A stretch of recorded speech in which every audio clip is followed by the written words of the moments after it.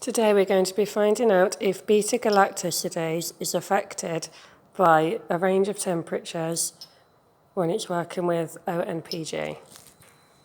For this you'll need 5 test tubes as we're checking 4 temperatures. Label them B, 0, 22, 37 and 70. Next, after labelling the test tubes, you'll need to pipette 1 ml of buffer into each test tube using a P1000 on 100. You're going to put the pipette down to the first point, slowly pull it up, push all the way down and do that for each test tube. When that's done, you're going to then pipette 500 microlitres or 0.5 mils of ONPG into each test tube using a clean pipette tip and a P1000 and 050. Again, down to the first point, slowly bring it back up and push all the way down into each test tube. When that's done, you need to then mix your ONPG and buffer and leave them in the corresponding places. So your blank will stay in the rack, 0 will go in ice, 22 will also stay in the rack, 37 will go in a water bath at 37 degrees,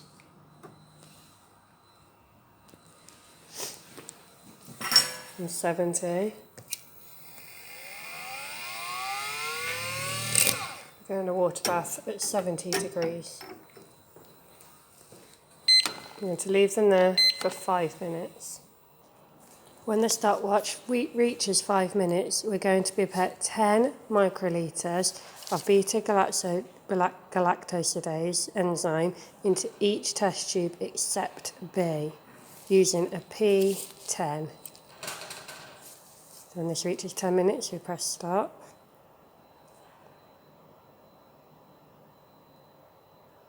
Five minutes.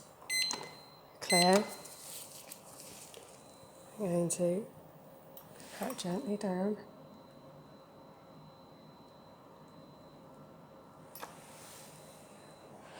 Tiny amount in there.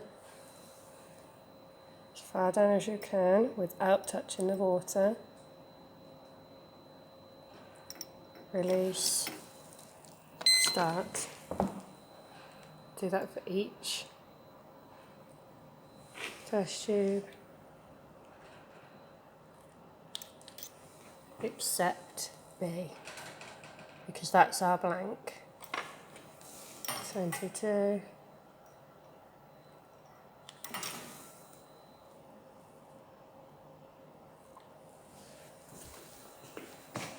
and 70.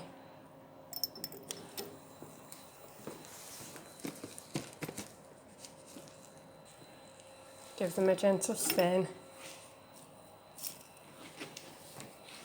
Remember, there isn't any enzyme in B.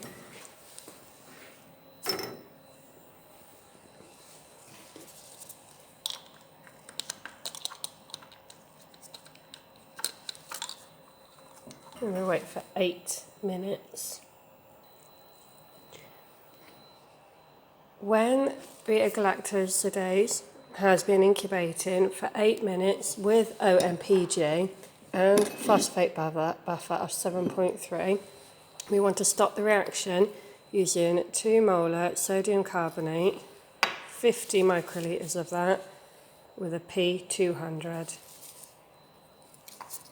We want to put that in every test tube.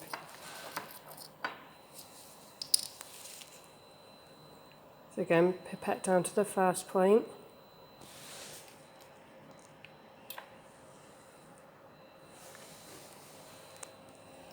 Into into each test tube in the middle.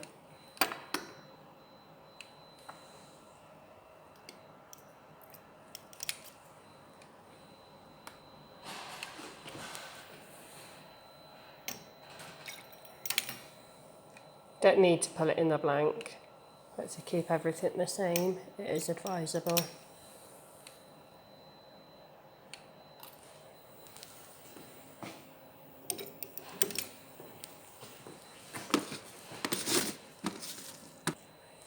Then you want to remove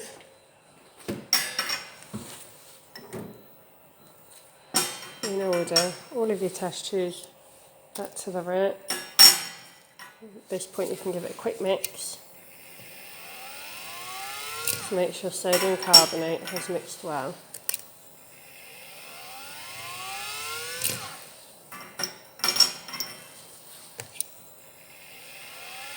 And ensure the reaction has stopped.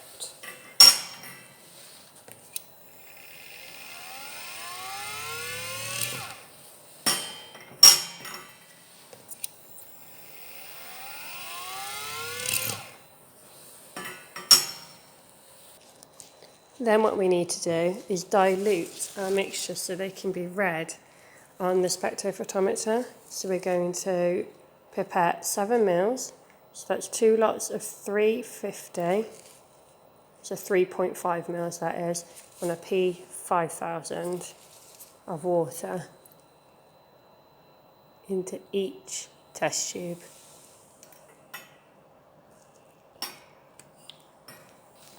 When 7 mils of water has been added to all of the test tubes, you can then pop your thumb just on the top and vortex mix.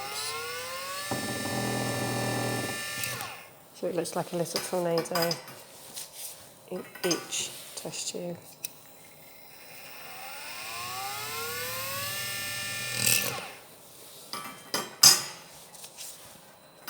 Try and keep them in the same order as temperature.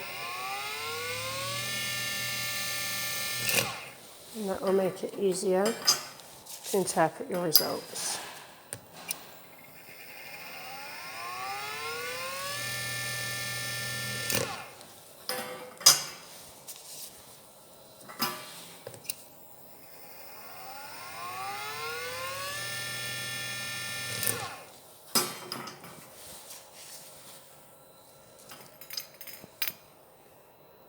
And there are your solutions.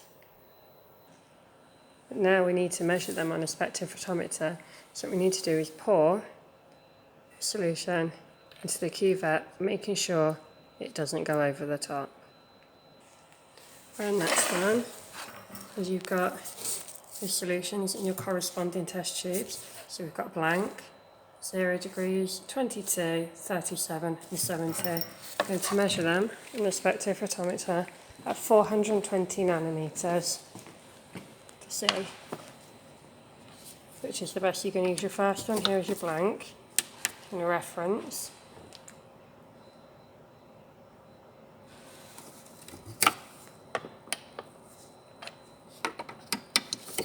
And then we're on our 0 in ice. So this shows that the enzyme did work. It's not a very high number, which means it didn't work very well, but it does work in ice at 0 degrees. Don't have to reference in between, but it's a good habit to get into. Now we're at room temperature, which is the next one along. The enzyme works better at room temperature than at 0 degrees.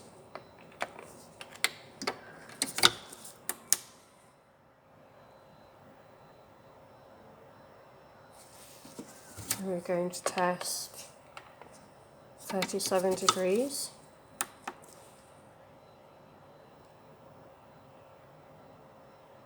It's a very large number there, so that means so far the enzyme works best at 37 degrees.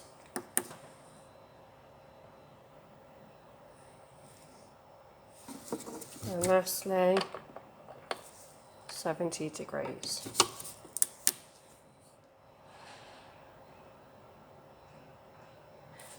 So this lower number of 0 indicates the enzyme does not work and begins to degrade at 70 degrees.